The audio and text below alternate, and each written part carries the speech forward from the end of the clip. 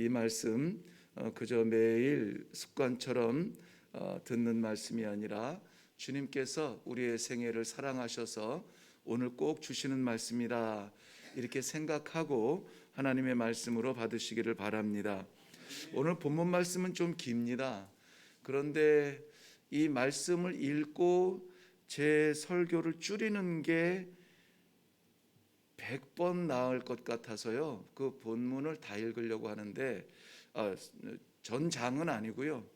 거기에서 뭐 시도는 이렇게 좀 여기하고 요거 읽으면 되겠다 포인트는 있습니다만은 그래도 중간에 건너뛰면은 안 될 것 같아서요.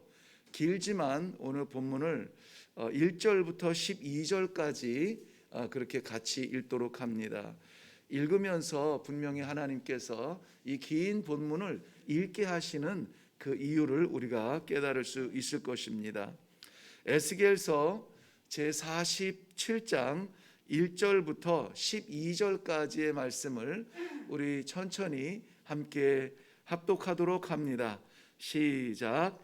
그가 나를 데리고 성전 문에 이르시니 성전의 앞면이 동쪽으로 향하였는데 그 문지방 밑에서 물이 나와 동쪽으로 흐르다가 성전 오른쪽 제단 남쪽으로 흘러내리더라. 그가 또 나를 데리고 북문으로 나아가서 바깥길로 꺾여 동쪽을 향한 바깥문에 이르시기로 본즉 물이 그 오른쪽에서 스며 나오더라. 그 사람이 손에 줄을 잡고 동쪽으로 나아가며 천척을 측량한 후에 내게 그 물을 건너게 하시니 물이 발목에 오르더니 다시 천척을 측량하고 내게 물을 건너게 하시니 물이 무릎에 오르고 다시 천척을 측량하고 내게 물을 건너게 하시니 물이 허리에 오르고 다시 천척을 측량하시니 물이 내가 건너지 못할 강이 된지라. 그 물이 가득하여 헤엄칠 만한 물이요 사람이 능히 건너지 못할 강이더라. 그가 내게 이르시되 인자야 네가 이것을 보았느냐 하시고 나를 인도하여 강가로 돌아가게 하시기로 내가 돌아가니 강 좌우편에 나무가 심히 많더라. 그가 내게 이르시되 이 물이 동쪽으로 향하여 흘러 아라바로 내려가서 바다에 이르리니 이 흘러내리는 물로 그 바다의 물이 되살아 나리라.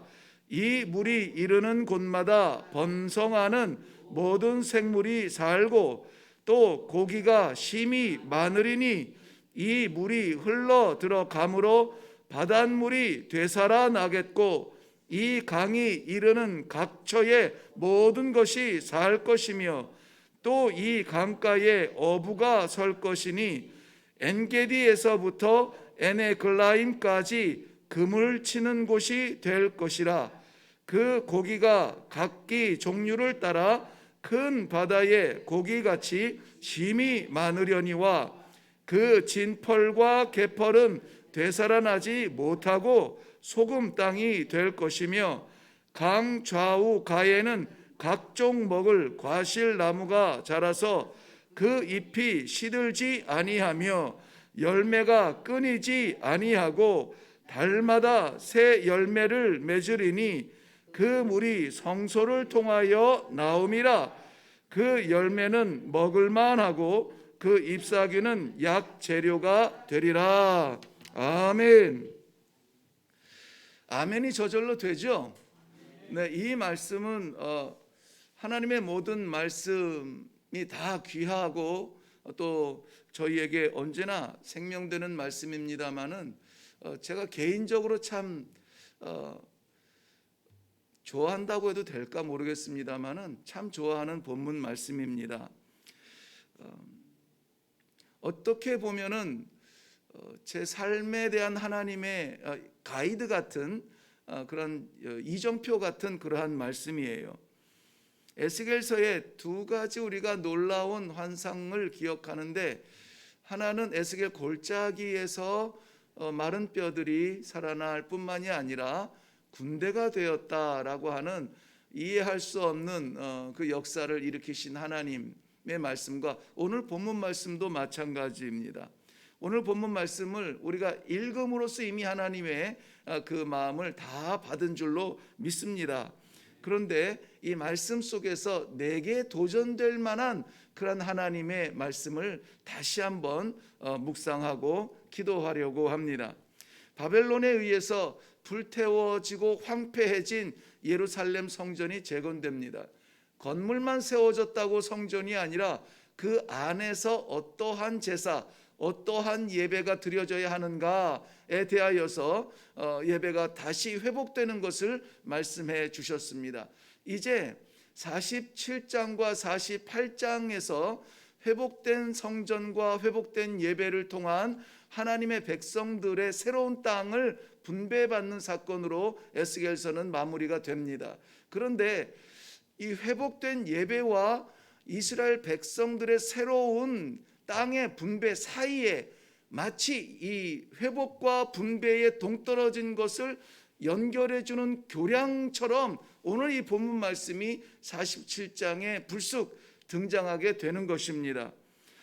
이 교량처럼 등장한 이 말씀 무엇이냐면 성전과 이스라엘 백성들이 가서 누려야 될 그 땅들이 연결이 되어야 되는데, 그래야 성전에서의 영광이 이 살아가야 될 개척해야 될 그 땅에서도 영광이 될 것이고, 성전에서의 생명이 흘러가는 그 백성들이 살아가는 그 땅에서도 생명이 될 것인데 어떻게 이것이 연결될 것이냐? 오늘 우리 1절 말씀에서 우리가 이미 본 대로 성전에서 흘러나오는 물이 있어요. 그 성전에서 흘러나오는 물의 정체에 대해서 먼저 좀 살펴보려고 합니다. 성전에서 흘러나온다.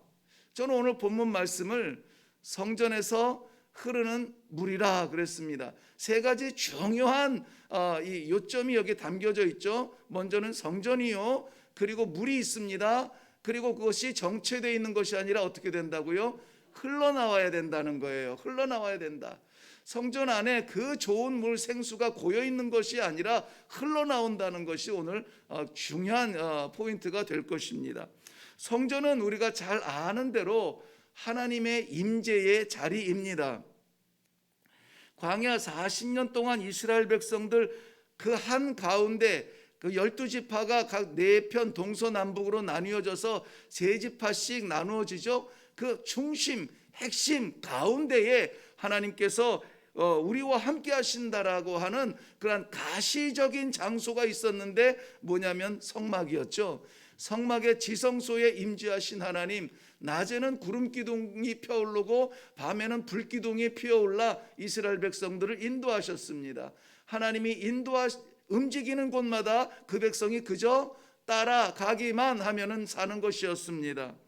자, 그러한 성막이든지 아니면 펄럭이는 천막 선막이 아니라 가장 아름답고 멋있는 건물로 지어진 솔로몬의 성전이든지, 또 이 성전이 신약 세계에 들어와 새로운 성전의 개념을 주시죠. 아들을 낳을 것이니 그 이름을 임마누엘이라 하리라.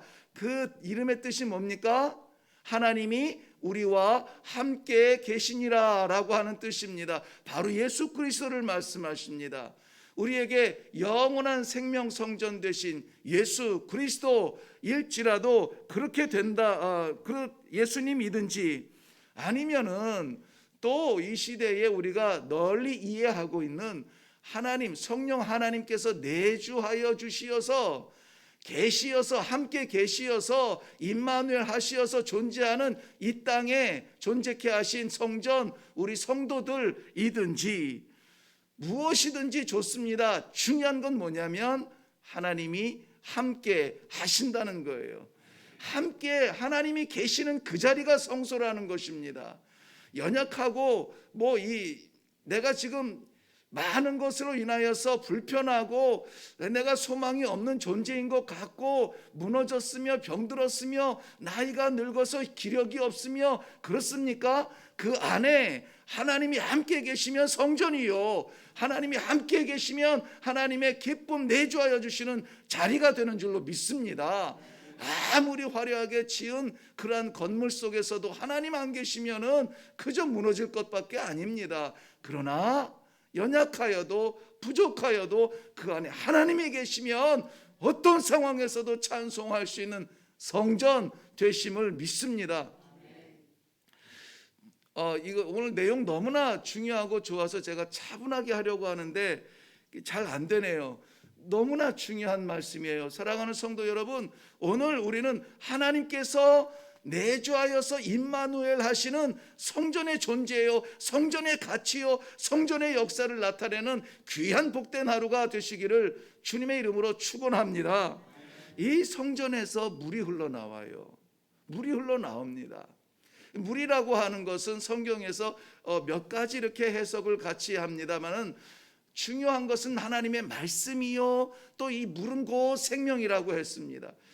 이 창세기를 성경을 시작하는 창세기에 보면은 하나님께서 모든 것을 완벽하게 만드시고 그의 자녀들을 머물게 하신 그 땅이 어디입니까? 에덴 동산이죠. 에덴 동산에서 물이 흘러나와서 네 갈래로 나누어져서 생명 줄기가 되어서 그 땅에 아주 옥토가 되어지고 기름진 그런 내강의 중심이 됩니다. 그런데 이 말씀이 계시록까지 이어져, 그 물줄기가 계시록까지 흘러갑니다. 계시록 22장 마지막 1절에 보면은 우리 한번 찾아봐요. 오늘 본문 말씀과 동일한 말씀이 거기에도 나오는데요. 계시록 22장 제일 끝장입니다. 22장 성경을 마무리하면서 창세기 에덴 동산에서 흐르기 시작했던 그 물이 계시록 마지막 22장 1절에 이렇게 기록이 됩니다. 다 같이 1절만 읽을까요? 1절만, 그리고 제가 2절까지 읽겠습니다. 시작. 또 그가 수정같이 맑은 생명수의 강을 내게 보이니 하나님과 및 어린 양의 보좌로부터 나와서 길 가운데로 흐르더라. 강 좌우에 생명나무가 있어 12가지 열매를 맺되 달마다 그 열매를 맺고 그 나무 잎사귀들은 만국을 치료하기 위하여 있더라. 아멘, 아멘입니다. 자, 여기에 이 에덴 동산에서 흐르기 시작한 이 물이 계시록 마지막까지 흘러가는데요. 이 물이 에덴 동산에서는 네 갈래 강으로 흩어져서 지경을 적시는 강이 된 강으로 이해했는지 모르겠지만은, 그러나 계시록에서의 마무리는 어떻게 됩니까? 이 땅의 만국을 치료하는 그런 물이 된다라는 것입니다. 만국을 치료할 것이 뭐 있습니까? 하나님의 말씀, 복음 외에는 없습니다. 하나님의 이 말씀, 복음, 생명의 말씀이 이 성전에서 흘러나오는 물이라고 하는 사실을 믿으시기를 바랍니다. 성전에서 다른 건 나올 거 없습니다. 다른 건 나와봤자 흠잡히고 책잡히고 평가되고 비교되고 세상과 이렇게 대립하고 좋을 게 없어요. 그저 성전에서는 하나님의 생명 말씀만 나가면 되는 겁니다. 그러니 이 생명 말씀 나가려면 어떻게 해야 됩니까? 그 말씀 내 안에 있어야죠. 그래서 이 말씀으로 날마다 오늘 예를 들어서 흐르는 물이라는 이 한 말씀이 우리 가슴에 적셔지잖아요. 오늘 살아가면서 가는 곳마다 나는 하나님의 흐르는 생명수야, 흐르는 생명수야. 적셔야 돼, 살려야 돼, 퍼쳐야 돼, 이런 생각으로 살아가지 않겠어요? 그래서 우리에게도 역시 흘러나올 수 있는 것은 흘러나는 성전에서 흐르는 이 생명수 말씀밖에 없다라고 하는 사실, 오늘 우리 삶의 실천 가운데 나타날 수 있기를 바랍니다. 사실은 이 본문 말씀은 새벽 예배 짧은 시간에 나누기는 굉장히 벅찬 말씀이라 좀 서두르기는 합니다만은, 이 물이 성전에서 흘러나올 때는 뭐 이렇게 이 솟구치듯이 나오지는 않았습니다만은, 이 물은 흘러서 생명강이 됩니다. 이 물이 흘러가는 곳마다 놀라운 일이 생기죠. 우리 8절 하반절 말씀에 보면은 중요한 단어만 짚을게요. 8절 하반절 말씀 보면 되살아나리라, 9절에도 보면 모든 생물이 살고 바닷물이 되살아나겠고 모든 것이 살 것이라, 또 모든 것을 살리는 생명수가 된다. 생명수가 되는 거예요. 이 물이 흘러가기만 하면 되살아나요. 이 물이 흘러가면 회복이 됩니다. 다른 것 가지고 안 돼요. 성전에서 흘러나오는 이 생명 말씀만 들어가면 다시 나게 돼 있어요. 되살아나게 돼 있어요. 가망성이 없는 사람들도 다시 살아나게 되어 있습니다. 하나님의 성전에서 흘러나오는 이 소중한 생명수, 어디로 흘러가느냐? 저는 여기에 참 많은 감동을 받습니다. 너무나 소중한 이 생명수가 너무나 소중한 우리에게 고이 간직되어 있으면 좋겠는데 흘러간단 말이에요. 그런데 어디로 흘러가는지 한번 봐요. 1절 말씀 보면 성전의 동양한 문에 문지방에서 흘러나와 어디로? 동쪽으로 흐르다가 2절 말씀에 보면 북쪽으로 올라가도 동양한 문이 있는데 그 동양한 문에서 스며 나오는 거예요. 그 물이 강이 되어 동쪽으로 흘러갑니다. 어디까지 흘러가느냐? 8절 말씀 보면 그가 내게 이르되 이 물이 동쪽으로 향하여 흘러 어디로 가요? 아라바로 내려가서 바다에 이른다. 아라바가 어디냐면 염해 사해바다예요. 사해바다로 흘러. 그러니까 제가 오늘 아침에 이거 지도를 좀 띄웠으면 하는 마음이 간절했는데 제가 띄울 줄 몰라요. 컴맹이라서. 이스라엘 지도를 보면은요, 위에 갈릴리 바다와 밑에 사해바다가 있죠. 예루살렘이 어디냐면은 사해바다 그 꼭대기의 서쪽에 있습니다. 그래서 예루살렘에서 물이 흘러나와 동쪽으로 흐르다가 남으로 내려가면은 사해바다로 들어가게 돼 있어요. 그 생명수, 하나님의 성전 임마누엘 하시는 그 놀라운 생명수가 사해바다로 흘러가고 있어요. 사해바다는 생명이 없는, 그야말로 죽음의 바다 아닙니까? 가치가 없는 바다입니다. 그리로 흘러가고 있어요. 그런데 놀라운 일은 무엇입니까? 그 물이 그 아라바로 흘러 들어가는데 어떤 일이 일어나냐면은 회복의 놀라운 역사가 나타난다 하는 것이죠. 죽음의 바다로 흘러가서 가치 없는 바다로 흘러가서 그 물이 닿으니 그 땅이 살아난다는 것입니다. 눈으로만 가보세요. 7절 말씀에 보면 강 좌우편에 나무가 심히 많아지더라. 9절 말씀에 생물이 살고 고기가 심히 많아지더라. 모든 것이 살더라. 10절 말씀에 엔게디와 에네글라임, 이거 전부 다 저 사해 주변에 있는 갈릴리에 보면은 겟세마네 갈릴리 옆에 예수님의 그 사역의 본거지처럼 아무튼 그 사해바다 옆에 붙어 있는 그러한 땅이에요. 엔게디와 에네글라임. 거기에 뭐가 있겠습니까? 죽음의 바다에 아무것도 없죠. 그런데 거기에 바다 고기같이 심이 많아진다 그랬습니다. 뿐만이 아니라 12절 말씀에 보면 각종 열매와 과실이 달마다, 우리 아까 계시록 22장에 2절에 나오죠. 달마다 열매를 맺어서 사람들이 거주하는 땅이 되고, 심지어는 그 죽음의 바다에 어부가 자기의 집을 짓고 거기에 살 만큼, 어부가 정착할 만큼 물고기가 살아나는 이 일이 일어납니다. 사랑하는 성도 여러분, 이 일이 어떻게 일어나냐면 이 물꼬를 트고 이 물을 흘러내리고 일천척을 측량하고는 하나님께서 측량하고 그것을 누가 건너냐면은 내가 건너요. 내가 누굽니까? 여기에서는 에스겔 선지자죠. 이 하나님께서 천척을 측량하고 와봐라 발목이 닿아요. 또 측량하고 와봐라 무릎이 닿아요. 허리가 닿아요. 나중에 보니까는 헤엄칠 만해 사람들은 건널 수 없는, 이해할 수 없는, 가고 싶지 않은 그런 땅까지 하나님께서 측량을 하시고 와봐라. 하나님이 가세요. 선지자가 그 강, 그 바다를 건너는 것입니다. 가지 않으면은 그 광경을 못 봐요.